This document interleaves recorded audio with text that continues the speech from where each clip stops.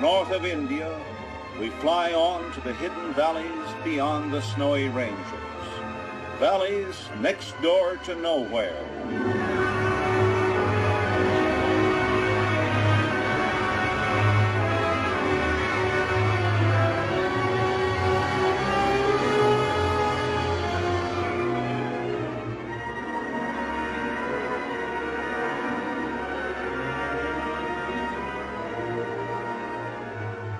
The Principality of Hunza lies deep in the world's highest mountains, where the western Himalayas are flanked by the towering Karakorams. We can fly, if lucky, as far as the mountain outpost of Gilgit, then on by trail. At Gilgit, Pakistan Governor Kiani sees them off. Major Steve and the Sarge, escorted by Colonel Muhammad Atola, rugged soldier and mountaineer. Thank you very much. Yes. Starting out for Hunza, the happy valley of Hunza, which not many travelers have seen.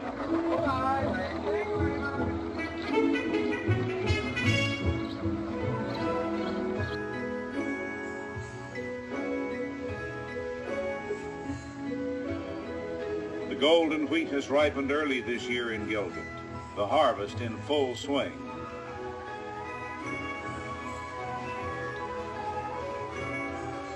Since the dawn of agriculture, man has threshed his wheat and barley like that. Primitive? Oh yes, but still effective.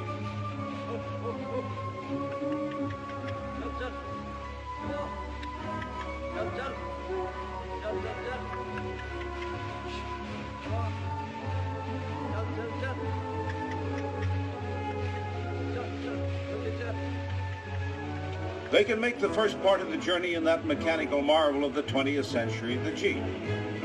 The Major, inspired by the mountain solitudes. The Sarge, hoping the trip won't be too tough.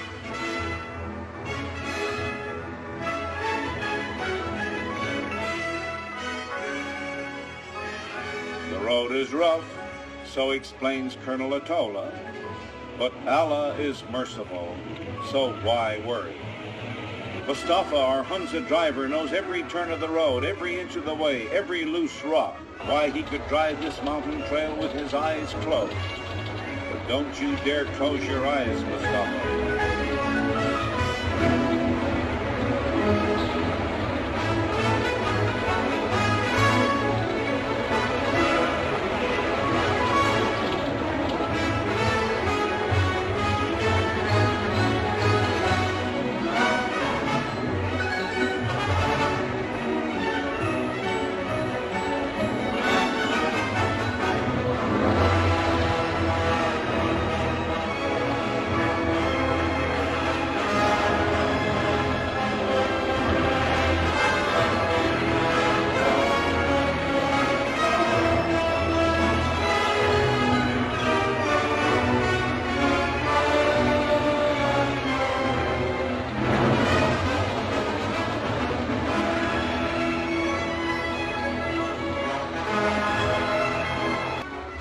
That hanging bridge there across the swiftly running Hunza River, it's made of twigs and vines tightly braided into thick strands, each end of the bridge suspended ingeniously between stone towers. Getting across requires the skill of an aerial acrobat.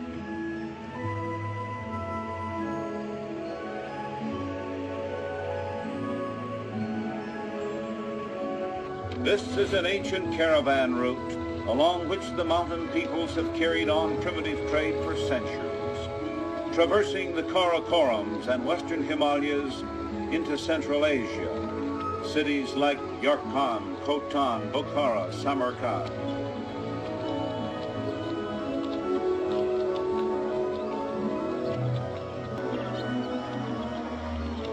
The Jeep Trail here, a wonder of primitive engineering.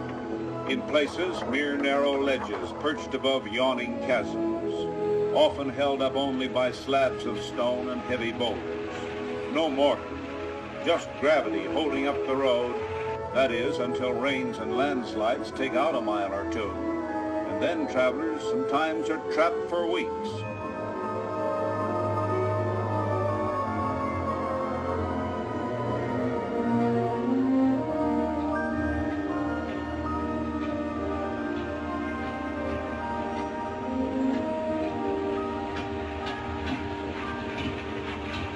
road, hardly more than a trail, finally gets to be almost too much for the Jeep.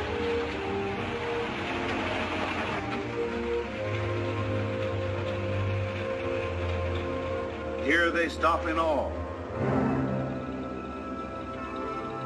Looming before them, Rakaposhi, goddess of the snows, 25,500 feet high, one of the tallest in the Karakorums.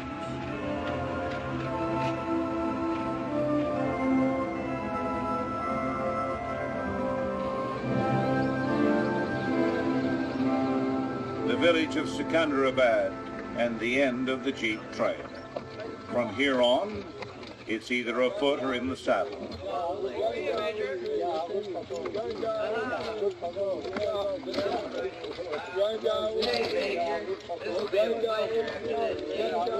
The Hunzakut version of the slingshot, a pebble taking the place of an arrow, accurate and deadly.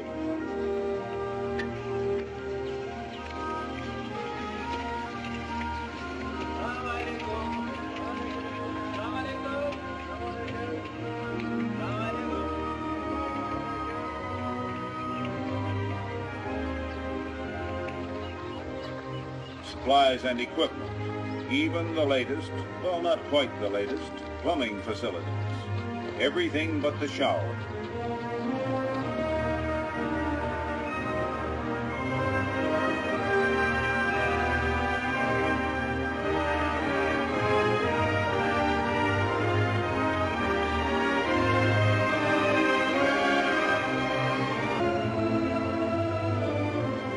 Small Central Asian horses are bred especially for trail work and endurance. Sure-footed, they know their way around the dizzy canyon walls. That is, usually they do.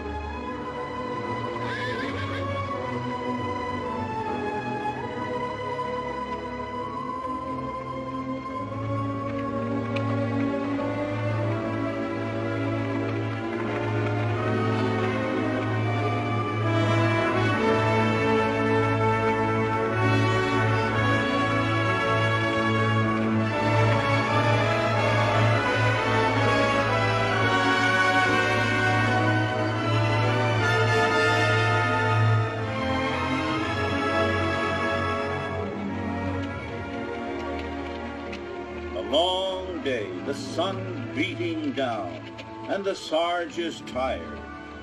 Hey, wake up, wake up. Some people pick strange places for a snooze.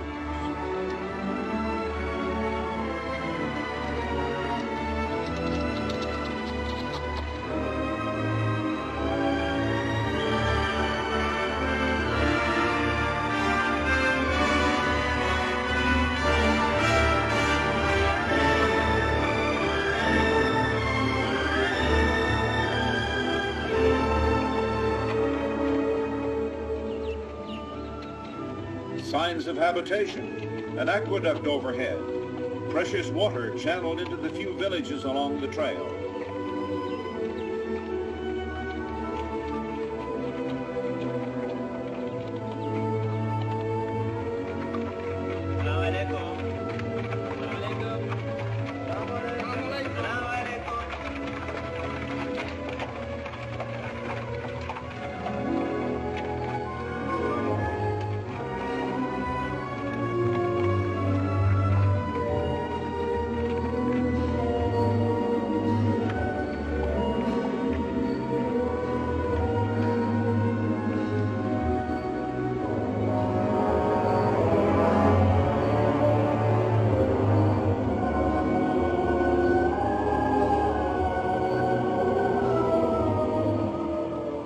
So a day of travel ends in the shadow of Rakaposhi, never climbed, yet doomed to be conquered eventually like all Himalayan giants.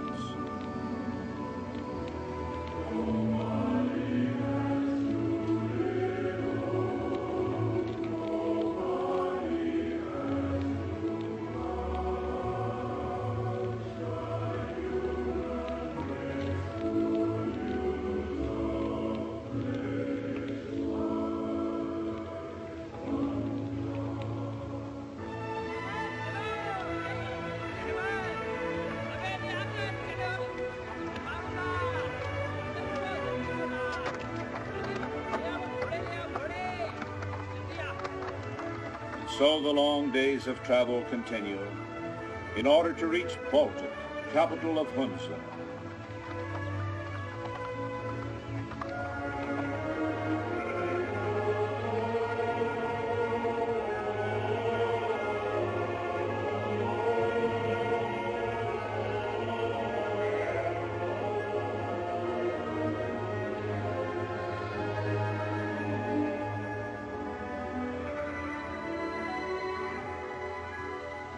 Here in the Karakorums, the mountains are, on the average, almost twice as high as the Alps, with 60 summits rising above 22,000 feet. Rakaposhi has one wall that drops 19,000 feet from the summit to the valley floor.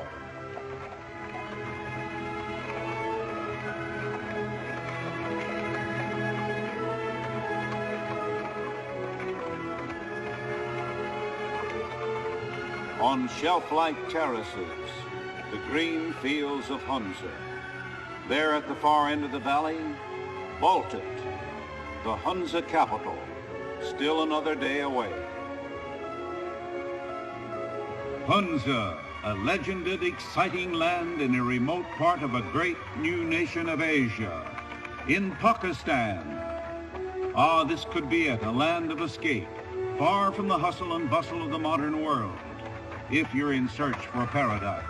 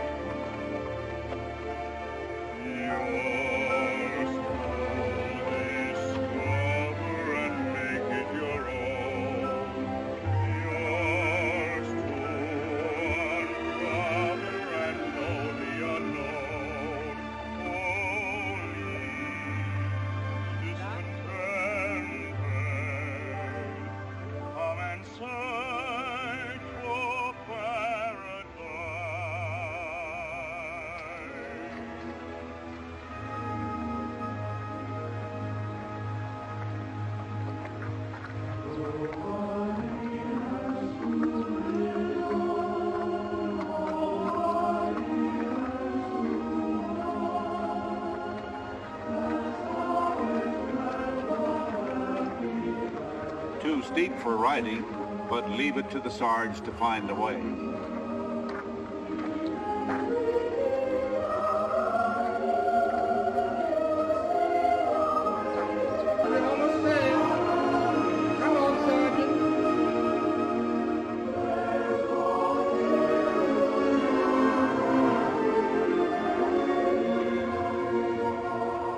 Word has come, travelers on their way to Baltic.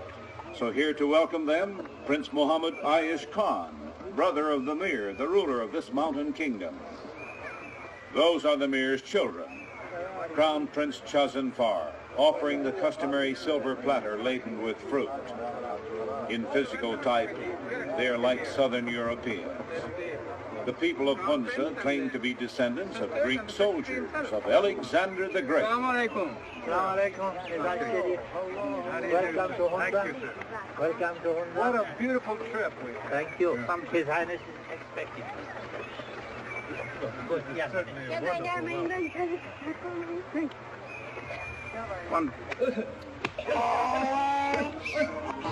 The Royal Palace, designed by the Mir himself, built by native craftsmen of the granite and timber of the Hunza Valley.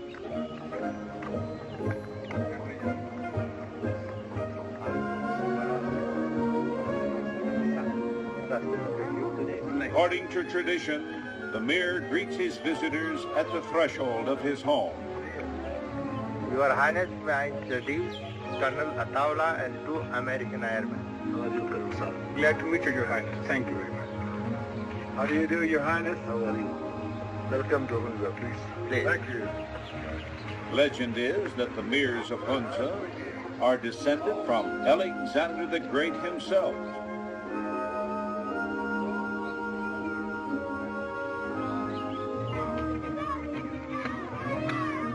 Hunza's national game, polo, which they say originated in these regions. Every village has its polo grounds, and often it's the town square.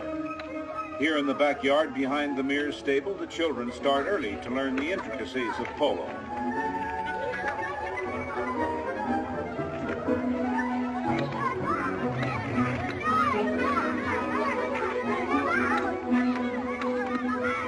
My kingdom for a horse might well be the cry for these youngsters, and sometimes it would be easier on the toes.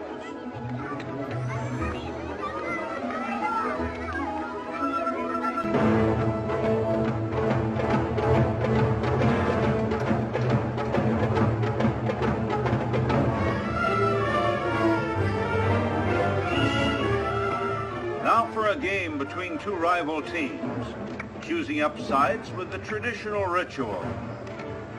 Where's the referee? There is none. What are the rules of the game? There are none to speak of. Anything goes short of mayhem. The inter-rivalry between the local villages is fierce and often runs to a fever pitch. In this land of legend, even horses have a legend. Marco Polo, who didn't play the game, tells of horses descended from Bucephalus, war charger of Alexander the Great.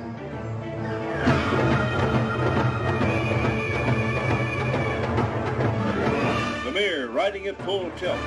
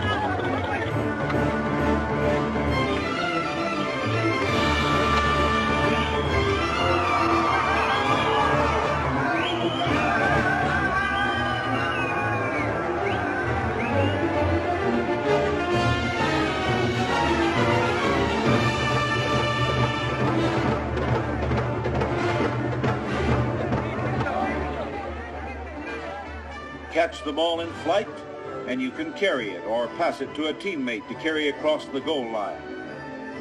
Polo as they play it in regions where it was born. What do you know? The Sarge has joined the band.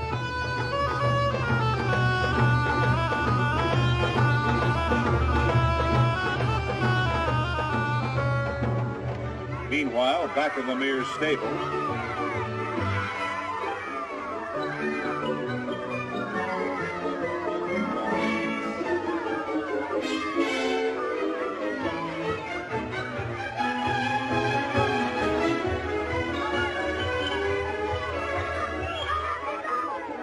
a schoolroom in the sky, and the boy who's always late.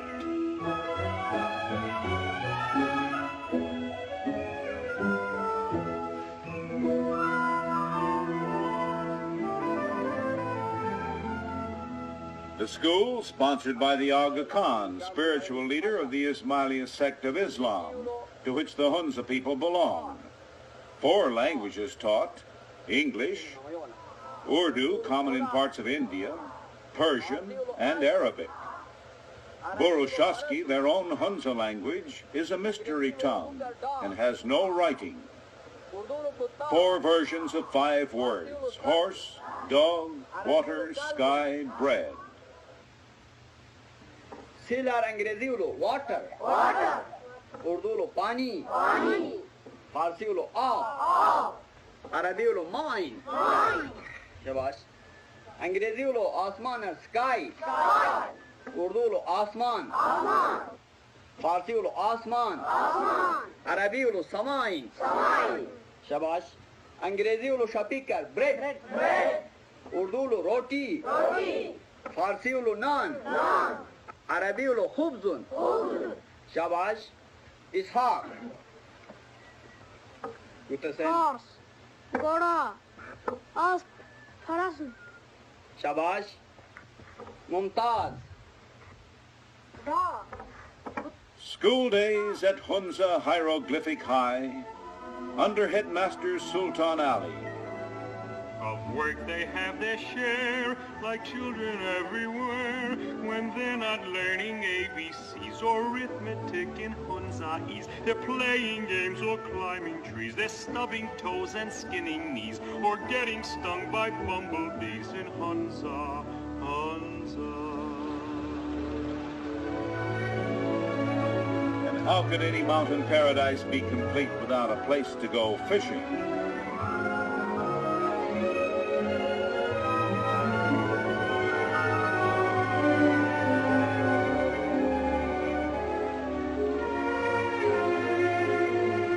Hey, Sarge. Look here. I caught one.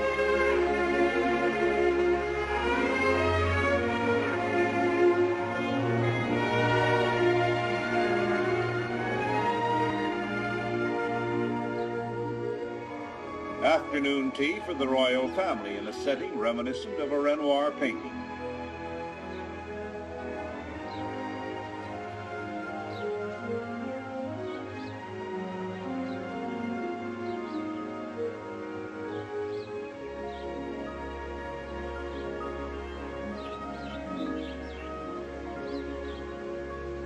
The Mir's wife, the Rani, only recently emerged from Purda, the veiled seclusion of the Orient, never before photographed. The Mir, educated at English-type schools in Gilgit and Rawalpindi. Some years ago, at the invitation of the Aga Khan, the Mir traveled to Europe. His dream now, America.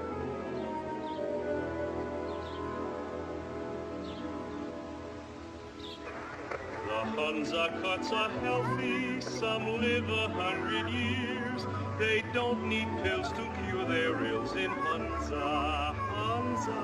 The food they eat is simple, they snub the cup that cheers. No alcohol is used at all in Hunza. The health of the people proverbial. Many diseases common elsewhere, unknown here. Marco Polo said that he was cured of sickness by the salubrious air of these mountains.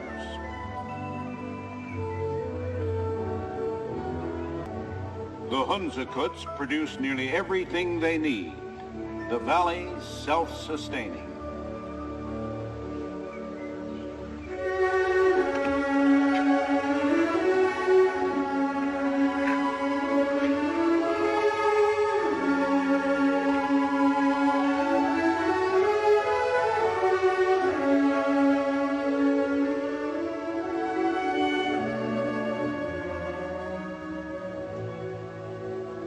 The ancestral castle of the Mirs of Hunza in the village of Altet, where they resided before they moved to Baltet.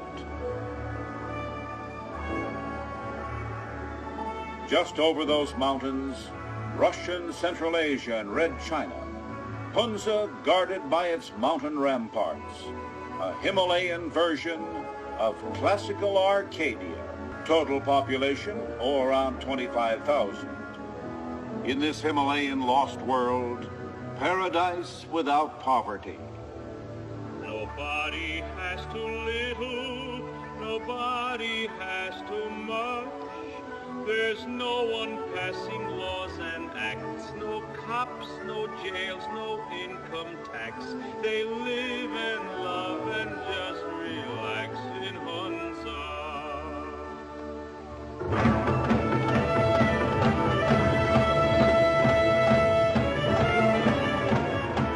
To honor his guests, the Mir holds a ceremonial durbar. Outdoors, simple, in keeping with his country's economy. Look, back there above the Mir's dais, the curling twisted horns, the Ovis poli, named for Marco Polo. The longer V-shaped horns, the ibex.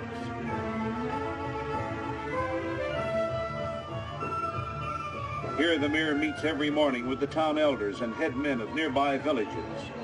He's the judge and the jury. Complaints concern water rights and grazing privileges mostly. You plead your own case.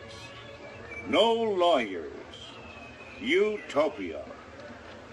نظر امرشا صبور جا حقیقی توان انگار عدالت تی ايش تحط سوانا صبور متحب توان جو تسوي متحققات ايش يقول نظام انت مهم اللي بيقول مهربانی من السؤال في الليل قباي بقى وچن سير وقت وچن امرك